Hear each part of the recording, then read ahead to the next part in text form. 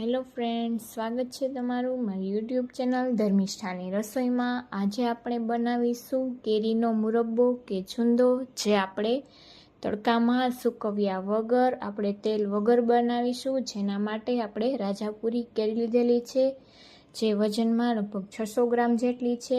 તો આપણે બંને કેરીને ધોઈને લઈ લીધેલી છે। હવે આપણે તેની આ રીતે છાલ દૂર કરી લેશું। તો બંને કેરીની છાલ આપણે આ રીતે ઉતારી લેશું। તો આપણે આ મુરબ્બો છે તે લાંબા સમય સુધી સ્ટોર કરીને રાખી શકીએ છીએ અને એકદમ ઇન્સ્ટન્ટ બનીને તૈયાર થઈ જાય છે। તો આપણે બંને કેરીની છાલ ઉતારી લીધેલી છે અને છાલનો પણ આપણે ઉપયોગ કરી લેશું, તેનો પણ આપણે પાવડર બનાવી લેશું। તો આ રીતે આપણે છાલ ઉતારી અને આપણે તેને ખમણી લેવાની છે કેરીને। તો આ રીતે આપણે તેને ઝીણું ખમણ કરી લેશું। તો આ મુરબ્બો છે તે રોટલી કે પરોઠા સાથે જ્યારે પણ કંઈ શાક ખાવાની ઈચ્છા ન હોય ત્યારે તમે તેને ખાઈ શકો છો। એકદમ ટેસ્ટી લાગે છે અને બનવામાં પણ ખૂબ જ ઇઝી છે। સૂકવવાની ઝંઝટ વગર ઇન્સ્ટન્ટ બનીને તૈયાર થઈ જાય છે। તો એકવાર આ રેસીપીથી જરૂરથી બનાવીને ટ્રાય કરજો। તો આ રીતે આપણે બંને કેરીને આપણે ખમણી લેવાની છે। આ રીતે આપણે ઝીણું ખમણ કરીને તૈયાર કરી લીધેલું છે। તો આ રીતે ખમણ આપણું એકદમ સરસ થઈ જાય ત્યારબાદ આપણે તેને એક કડાઈમાં લઈ લેશું। તો આ રીતે તેને કડાઈમાં ઉમેરી દેશું અને ત્યારબાદ આપણે તેમાં ખાંડ ઉમેરી દેશું। તો આપણે તેની સામે 500 ગ્રામ જેટલી ખાંડ ઉમેરી દેશું। તો આપણે 2 કપ ખાંડ ઉમેરી અને તેને મિક્સ કરી લેશું। તો તમે અડધી ખાંડ અને અડધો ગોળ એ રીતે પણ લઈ શકો છો। તો તમારે જો ખાંડ અને ગોળ બંને લેવું હોય તો 1 કપ ખાંડ અને 1 કપ ગોળ પણ લઈ શકો છો। તો આપણે આજે ખાંડથી જ બનાવીશું, જેથી આપણે 2 કપ ખાંડ લીધેલી છે। હવે આપણે તેને આ રીતે પહેલાં ગેસ ઉપર નહીં ચડાવીએ અને એકદમ સરસ આ રીતે કેરી સાથે ખાંડને મિક્સ કરી લેશું।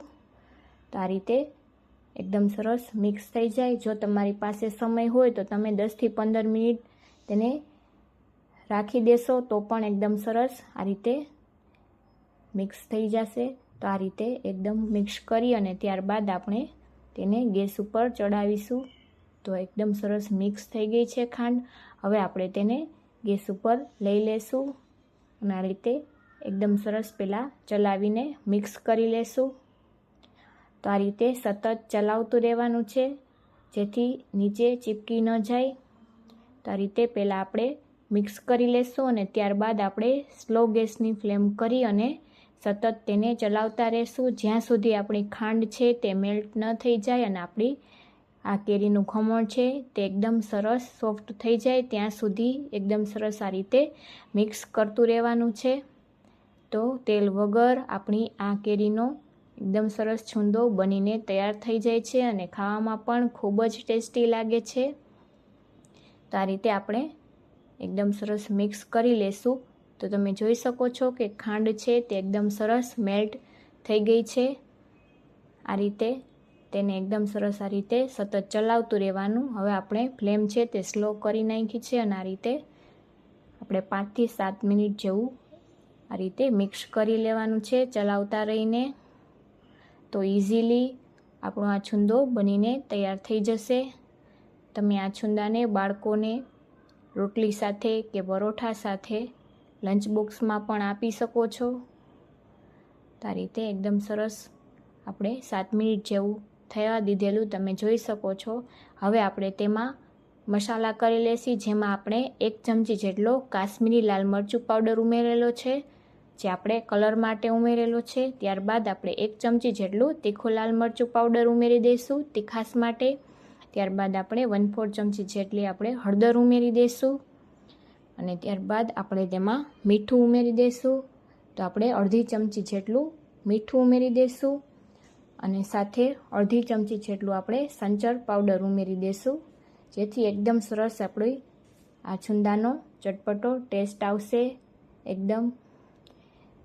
તો આ રીતે આટલા મસાલા ઉમેરી એકદમ સરસ ચલાવતા રહી અને મિક્સ કરી લેશું। તો આ રીતે મિક્સ થઈ જાય ત્યારબાદ આપણે તેમાં બીજો સ્પેશિયલ મસાલો ઉમેરીશું, જેથી આપણો છુંદો છે તે ખાવામાં એકદમ ટેસ્ટી લાગે.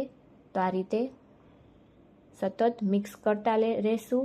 તો આમાં આપણે ચાસણીનો 1 તારની કે 2 તારની કોઈ ચાસણી કરવાની જરૂર નથી. ફક્ત આપણે એકદમ સરસ આ રીતે મિક્સ થઈ જાય અને કેરી છે તે સોફ્ટ થઈ જાય ત્યાં સુધી આપણે તેને થવા દેવાનું છે. તો આ રીતે મિક્સ થઈ ગયું છે સરસ એકદમ. હવે આપણે તેને સાઈડમાં રાખી અને ત્યાં સુધીમાં આપણે મસાલો કરી લેશી. જેના માટે 1 ચમચી જેટલું જીરું, 1 ચમચી જેટલી વરિયાળી, ત્યારબાદ આપણે 1 ચમચી જેટલા સફેદ તલ ઉમેરી દઈશું. ત્યારબાદ આપણે તજનો ટુકડો ઉમેરી દઈશું. તો 1 નાનો તજનો ટુકડો લીધેલો છે અને આપણે 3 લવિંગ ઉમેરી દઈશું. અને બધી જ આ રીતે વસ્તુને આપણે ઉમેરી અને તેને સ્લો ગેસની ફ્લેમ પર આ રીતે 2 મિનિટ જેવું સાતડી લેશું. જ્યાં સુધી મસાલાની એકદમ સરસ સુગંધ આવવા લાગે ત્યાં સુધી આપણે આ રીતે સાતડી લેવાનો છે.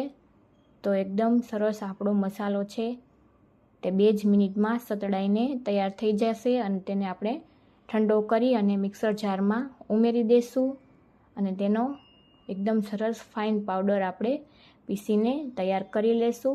તો આપણો છુંદો પણ એકદમ સરસ તૈયાર થઈ ગયો છે. તમે જોઈ શકો છો કે કોઈ પણ તાર નથી થતો. આપણી એકદમ સરસ ચાસણી અને આ રીતે કેરી મિક્સ થઈ ગઈ છે અને એકદમ ગળી ગયો છે. તમે જોઈ શકો છો કે કલર પણ એકદમ સરસ આપણા છુંદાનો આવી ગયો છે. તો હવે જે આપણે મસાલો તૈયાર કરેલો છે તે ઉમેરી દઈશું.